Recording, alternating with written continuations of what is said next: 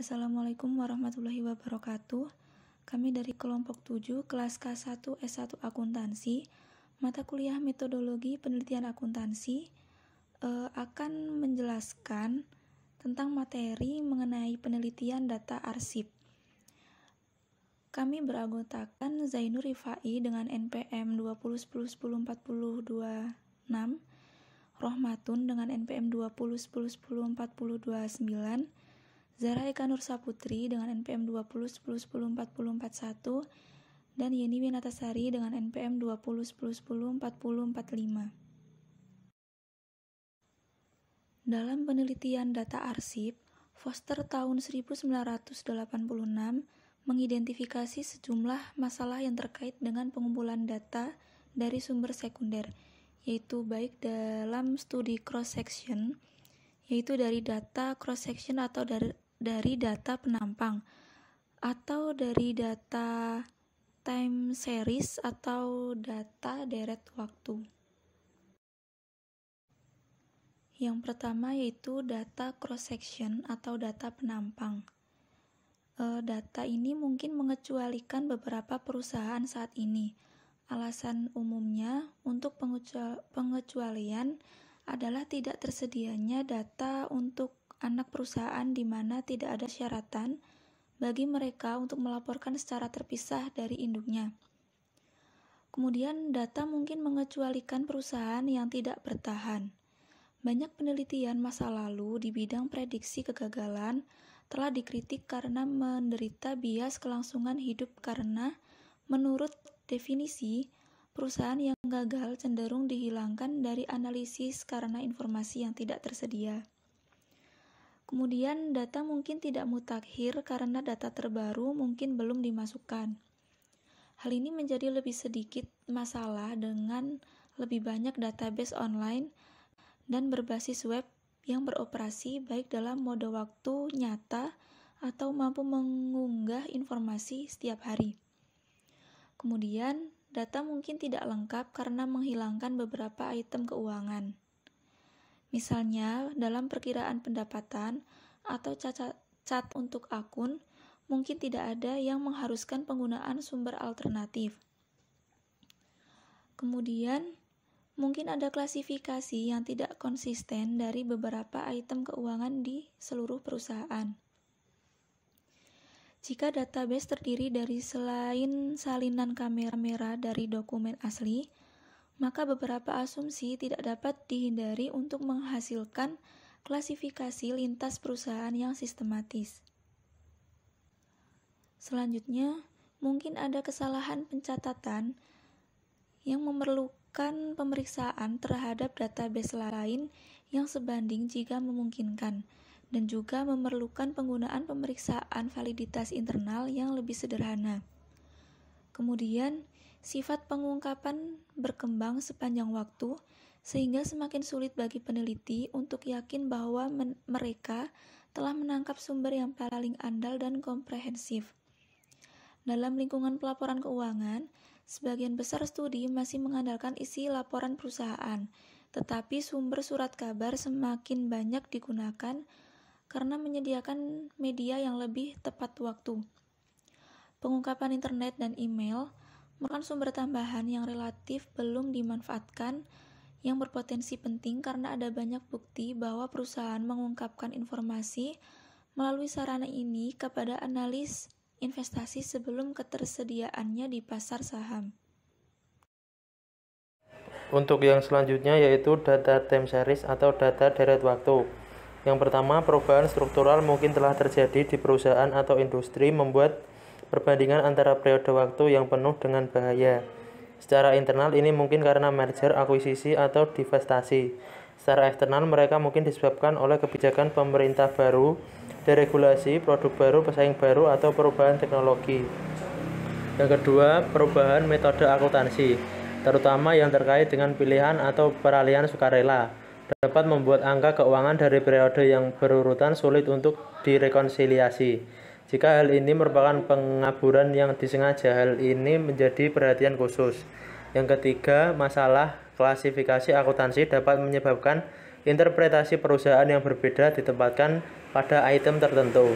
Mungkin sekali lagi mengaburkan masalah komunikasi.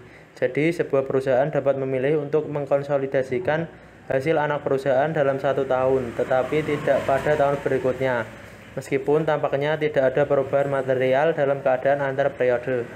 Demikian pula fleksibilitas dalam melaporkan waktu dan jumlah yang terkait dengan akuntansi untuk pos luar biasa dan penurunan nilai goodwill sering memerlukan penyesuaian yang dibuat dalam data jika basis komparatif ingin dipertahankan.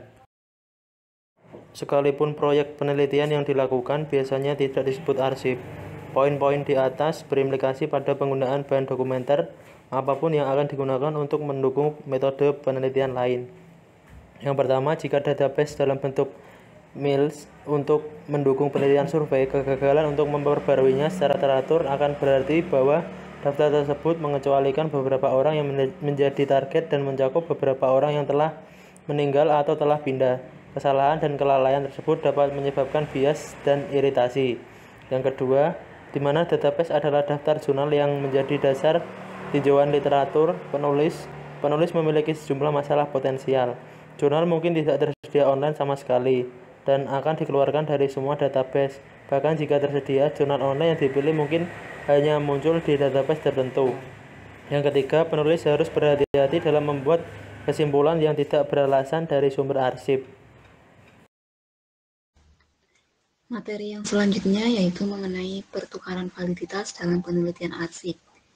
Studi arsip biasanya memiliki validitas eksternal yang lebih banyak dibanding pendekatan eksperimental karena mengacu pada data empiris.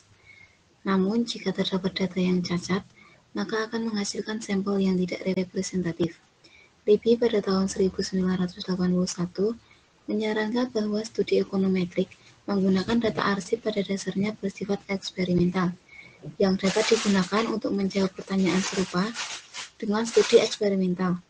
Meskipun peluang untuk manipulasi variabel terbatas, sementara pada eksperimen laboratorium sering ada manipulasi perawatan dan menyimpulkan kausalitas. Banyak studi arsip yang mencari asosiasi dan gerakan sistematis antara variabel yang menarik. Meskipun asosiasi bukan sebab akibat dan sedang diamati, masalah validitas internal masih ada seperti terkait instrumen dan sejarah pada penelitian laporan keuangan. Selanjutnya, analisis konten merupakan metode yang menggunakan seperangkat prosedur untuk membuat kesimpulan yang valid dari teks. Studi statistik gaya sastra, terutama yang memecahkan masalah tentang keaslian tulisan, berasal dari tahun 1850-an yang diilustrasikan oleh model Musteller dan Wallace pada tahun 1963, yang memungkinkan perbedaan antara penulis yang disengketakan dari Federalist Papers berdasarkan kemunculan kata-kata sementara, pada, dan cukup. Selain itu juga terdapat pendekatan dari tokoh-tokoh lain. Analisis ini secara tradisional sudah diterapkan pada analisis data arsip, tetapi semakin populer dalam analisis transkrip wawancara. Data arsip menggunakan metode kuantitatif, sedangkan transkrip wawancara menggunakan metode kualitatif. Pada metode kuantitatif, terbatas pada karakteristik teks yang nyata, seperti jumlah kemunculan kata, yang mana pada metode ini menghasilkan bentuk variabel yang mengacu pada kata dan tema tertentu yang kemudian dianalisis secara statistik.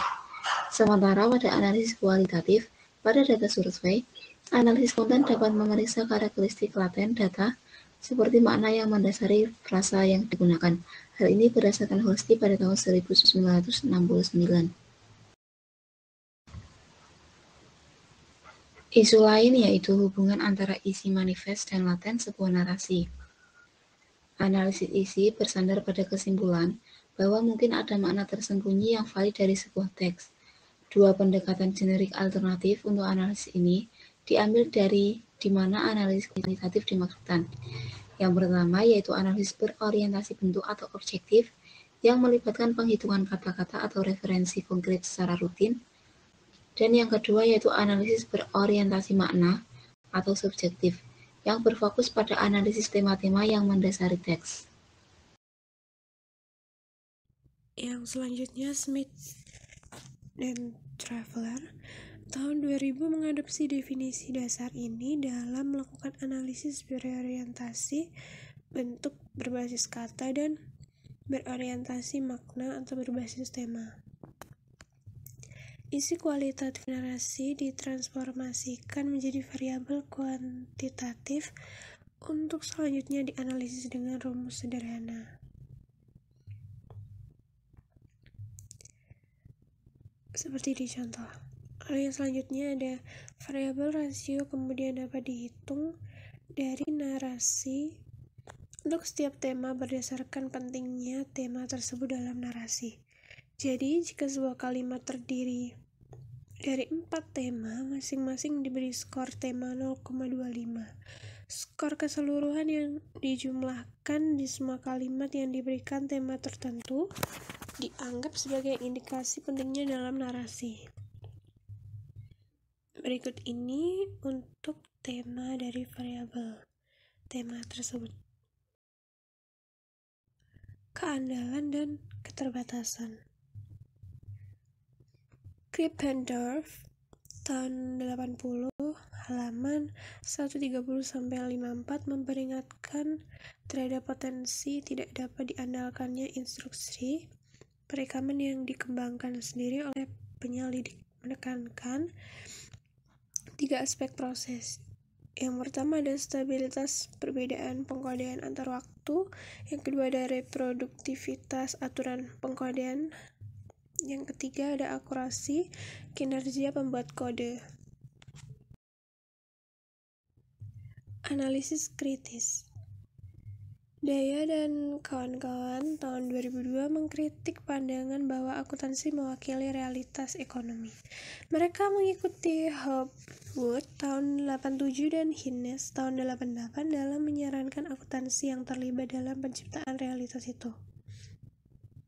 Nah, dimungkinkan untuk mengidentifikasi pengembangan jumlah bidang penelitian kritis atau interpretatif yang lebih sempit dengan mengadopsi perspektif yang berbeda tentang sifat akuntansi yang menyimpang, terutama yang pertama ada kritis Marxis, yang kedua ada kritis radikal, ketiga ada kritis feminis, keempat ada interpretatif, kelima ada kritis interpretatif, yang keenam ada feminis interpretatif, dan yang ketujuh ada radikal.